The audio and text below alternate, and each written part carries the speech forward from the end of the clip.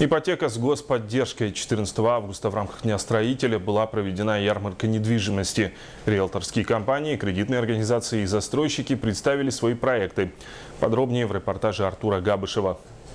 Якутяне смогли подробнее ознакомиться с проектами от застройщиков и услугами риэлторских и кредитных организаций, которые работают в республике уже не первый год. Их проекты были представлены на первой ярмарке недвижимости, которая прошла в спорткомплексе 50 лет Победы. Это первая ярмарка, ярмарка ипотека с господдержкой. В этой ярмарке мы хотели рассказать населению, жителям республики, может быть, кто-то в гостях находится у нас в республике, что такое господдержка и как можно в едином окне, то есть в одном месте, получить полную информацию от ведущих застройщиков города Якутска, а также получить информацию по господдержке от банков тоже нашей республики. И также у нас присутствует многофункциональный центр, Росреестр, налоговая служба.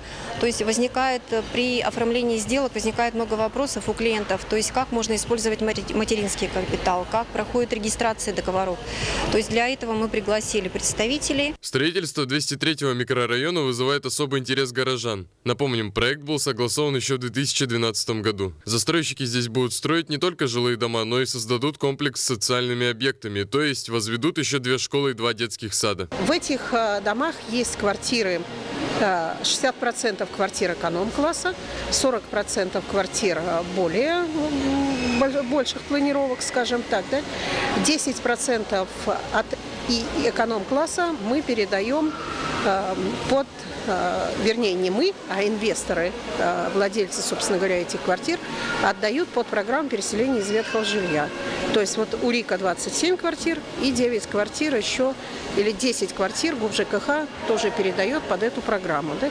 Вот в сентябре месяце будут сформированы аукционы, и квартиры в 2016 году уже найдут своих получателей. В столице республики застраивается, возводятся жилищные комплексы, и рынок недвижимости расширяется. Так планируется на улице Лермонтова снести все деревянные дома и построить благоустроенные. У нас ведется комплексная застройка нашего квартала. Да? Мы планируем полностью снести все деревянные дома и застроить их комфортабельными многоэтажками.